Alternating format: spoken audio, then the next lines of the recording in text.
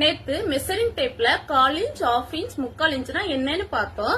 இன்னைக்கு பிராக்டிக்கலா அதை எப்படி யூஸ் பண்ணலாம்னு பார்க்கலாம். வணக்கம், நான் சரண்யா.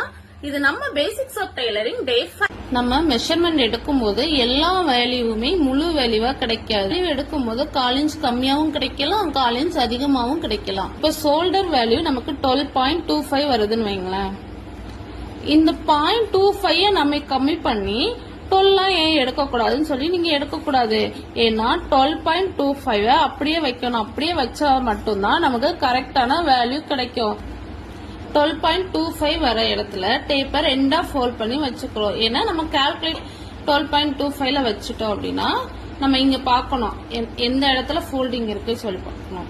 அப்போ 6 ஒரு பாயிண்ட் வருது அப்படின்னா 6.1ன்னு சொல்லி மார்க் பண்ணணும்.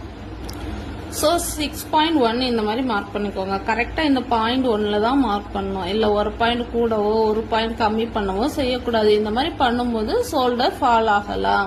அதாவது கரெக்டான நம்ம அளவு எடுத்தா மட்டும்தான் நமக்கு கரெக்ட் ஃபிட்டிங் வரும். நெக்ஸ்ட் வீடியோல பாடி மெஷர்மெண்ட் எப்படி எடுக்கலாம்னு சொல்லி பார்க்கலாம். உங்களுக்கு எந்த டாபிக் வேணும்னு சொல்லி கமெண்ட்ல சொல்லிட்டு போங்க. தையல் கற்றுக்கொள்வோம், தன்னம்பிக்கையை வளர்த்துக் கொள்வோம். மீண்டும் அடுத்த வீடியோவில் சந்திப்போம். Thank you all.